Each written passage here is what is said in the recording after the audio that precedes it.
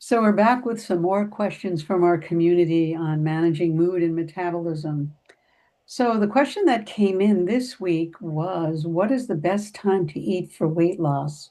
With all the fasting ideas, not to eat when to eat and what to eat, it seems as there's a lot of confusing statements. And if you've heard any of the other things that I've ever spoken about, a lot of the studies done on intermittent fasting deal with the male population, not the females, going through or navigating their metabolic needs through, let's say, menopause or changes of life. So that's why we're going to talk about this today. And we're going to answer the question, what is the best time to eat for weight loss?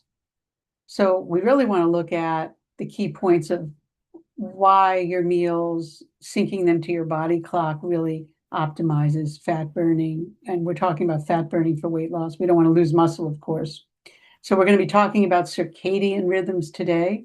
And then we have Dr. Laurel here, of course, again, we'll talk about insulin and glucagon dynamics through the day, as well as our gut microbiome and meal timing.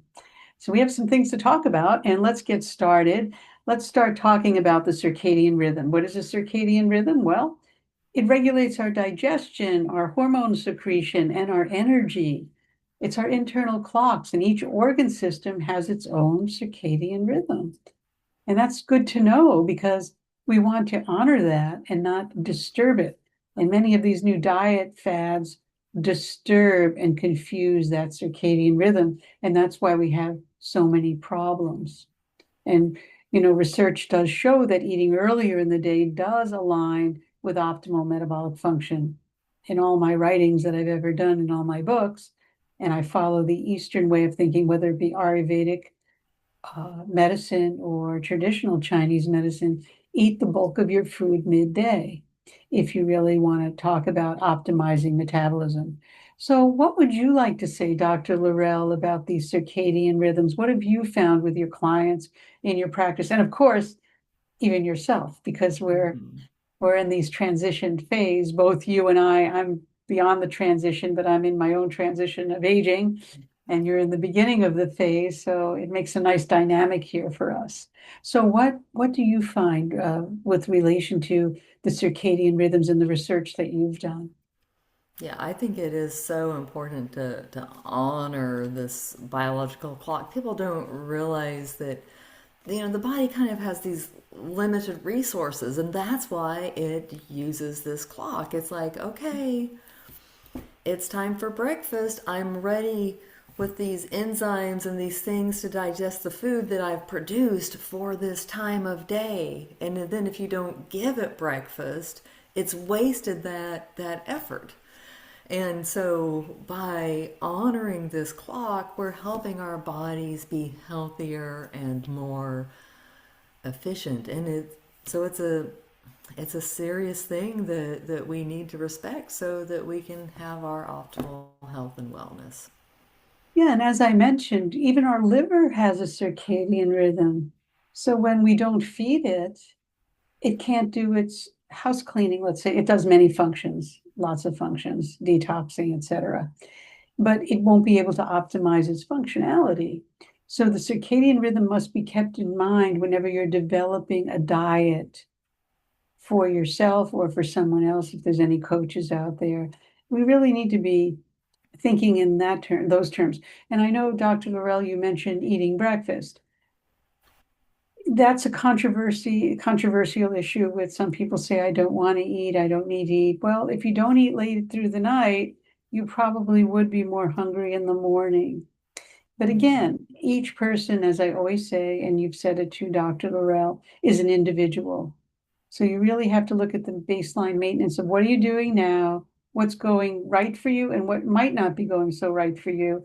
And then you make your adjustments based on real science, not on what we read on the internet, not on videos, not even on even our videos are just to give you an idea of the scope of science and the scope of practice.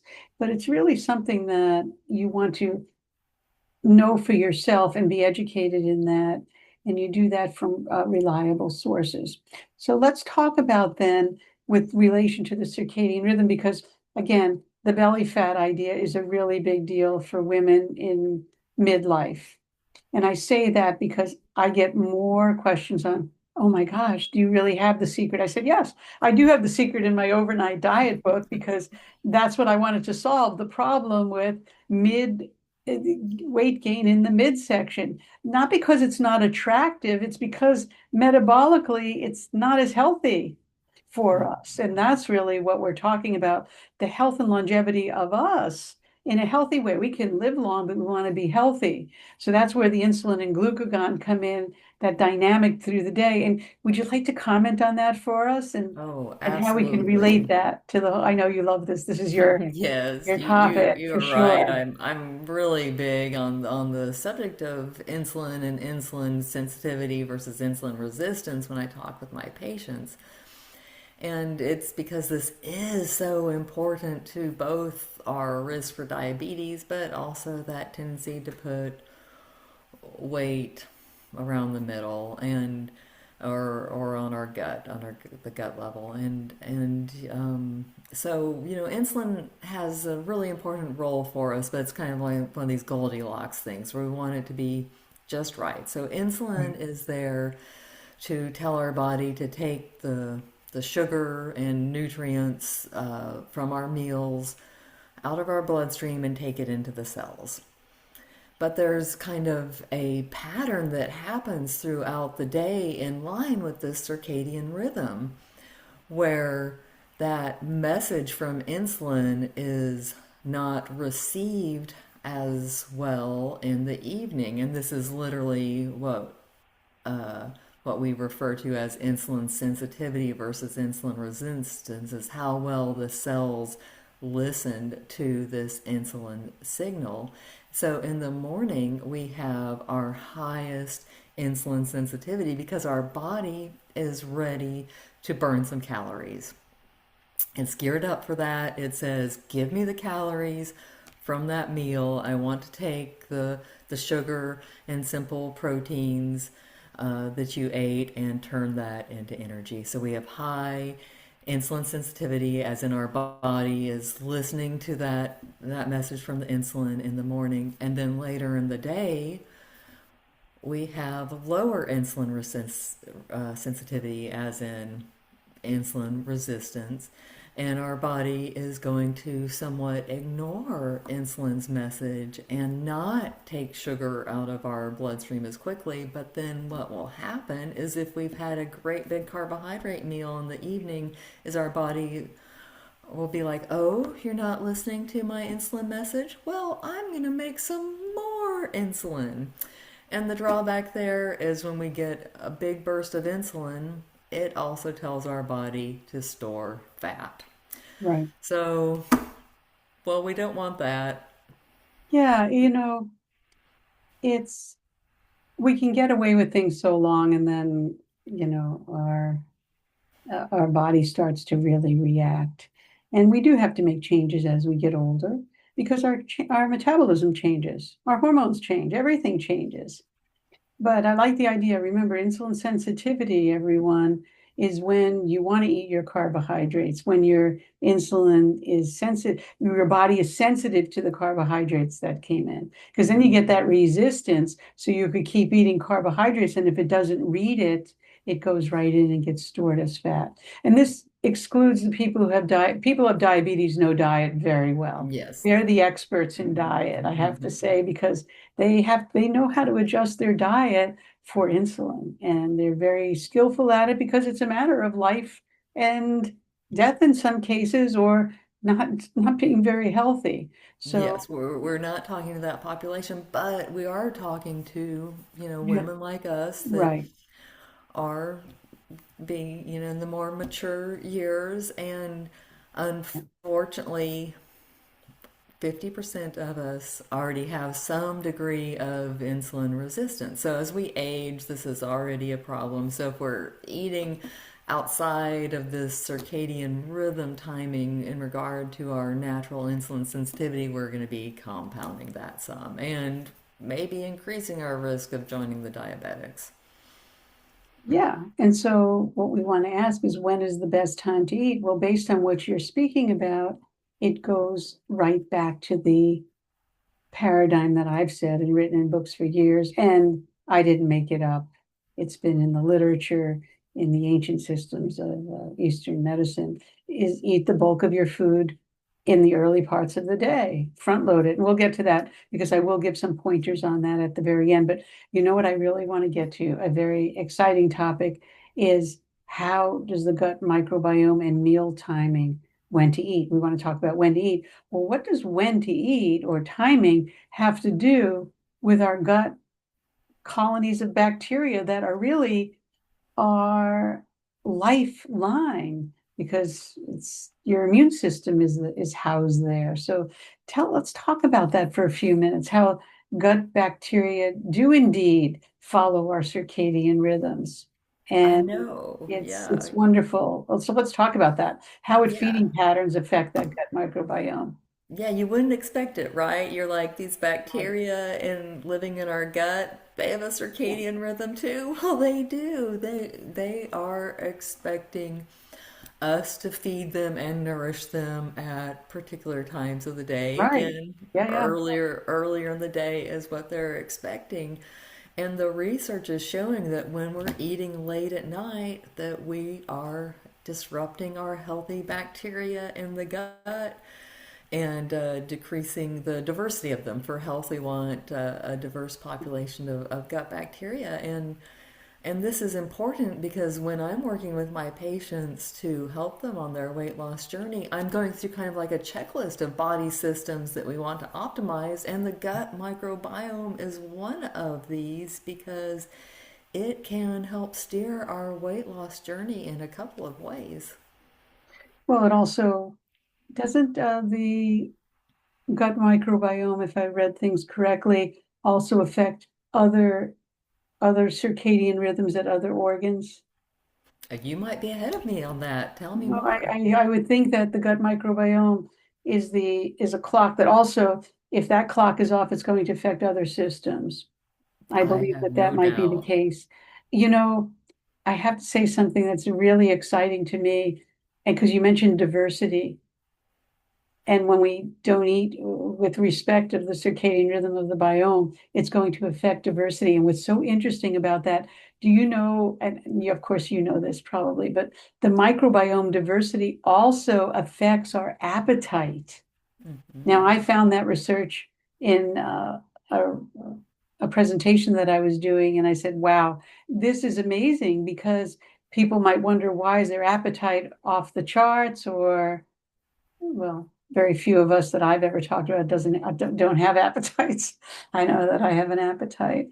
And that diversity, if it's not there, when we eat these solo meals of just animal protein or just this or just that. I'm using animal protein because that's a very mono kind of diet, and that will change your diversity. And it doesn't Mhm. mean it's bad. I'm not suggesting that at all. It'll just have a different diversity. And what happens is when we sleep at night, we want the melatonin production. And you might want to speak about this for a minute. But melatonin, we want to be released. So when we eat at night, well, guess what? The melatonin's not there to give us the restful sleep cycle. And very, very important because it affects our gut bacteria. Again, it's it's a loop effect. Everything affects everything else. So what we're really Absolutely. saying here is that we want to eat. When is the best time to eat? It depends what we're eating too, but the best time is the bulk of our food for energy production, which you mentioned, is beginning and midday. Towards the evening, you want to taper off your food. But as we said in one of our other episodes, we said you could have a day during the week. You call it what did you call it The again? cheat day. Cheat day. You know, every once in a while you can be off if that's, if you want to. It's not about being hard, fast, rigid. We don't want to be rigid. We've lived a life and we want to have life to have some fulfillment, some freedom and enjoyment. So we want to just work with these things depending. That's why each person is so individual. Can't stress that enough. Not everything works for everyone else. And we have to always keep that in mind. So I would say actionable tips. What do we really want to talk about? Front load your calories earlier. You mentioned that, and Mhm. I mentioned that too. So take 50 to 60% or even more of your carbs early on. I would implement time restriction on your eating window, and that's different for everyone. And I know they say avoid food 2 to 3 hours before bedtime. I'd like to do 4 to 5 hours. I'm an extremist with that because I sleep better. What do you think about that? Maybe it depends on the last meal. It doesn't maybe. It does depend on your last meal also, what you're eating, whether it be 3 hours or 5 hours. What's your opinion on that? Because I know you've told patients so I many take hours. such a practical approach to medicine, and that's why we're tailoring everything to the individual. So I'm usually starting with the 2 to 3 hours before bedtime, but that's also because so many of my patients work, so Mhm. you have to figure out how to teach them to eat and align with their body clock while also working around their work schedule. And so sometimes it's that you come home from work and that's the time of day that you have to cook. And then by the time you've cooked, then, maybe it is only 2 to 3 hours before bedtime, but you're going to cook extra on that meal so that you Right. have something substantial to take with you for lunch the next day or breakfast, depending on how you want to do that. So, it just really depends on Yeah. what we can achieve, and again, and how they feel, like with you, and how you find it affects sleep. Yeah, everyone's an individual. So speaking about that, if I knew someone got home late, I would just change the diet structure for that. I wouldn't give them a lot of slow digesting foods. So that, we modify, and you have knowledge also, we really modify what's needed at the time when people are eating or not eating. Hmm. And again, I had someone that I had spoken to, following her boyfriend's diet, which he would just eat at night. It wasn't good for her. She was already going through menopause. She needed to eat earlier in the day. So everyone's a little different. Remember this. And a woman going through midlife, I like to call it midlife, and I say 40 some plus, when the hormones start to change, they're going to have to be eating a lot differently than someone who is not through that change. I mean, the whole menstrual cycle will have a different eating pattern also. And then where I am in life after all of it is I have to change my eating diet, my habits of how I eat. So Hmm. that's the way I look at it. And it just seems to work for me. And again, I don't like to suffer. I want to enjoy my life, enjoy my family, enjoy my friends. So, if this conversation has given you any insight or help in what you might be struggling with, please let us know. Write in your questions. Again, that was a question that came from the audience, and we discussed our strategy today, when the best time to eat, front loading the calories, monitoring your variation in diet, and just working with fasting in a very systematic way. If you need more advice on fasting, I do suggest pick up my book, The Overnight Diet. I'll put it in the show notes. And I would always love to hear your comments, and we would actually. Give us a thumbs up or subscribe if you really like this, and we will continue to support you in any way that we can. And as I always say, until next time, stay strong, stay happy, and stay calm. Thank you. See you soon.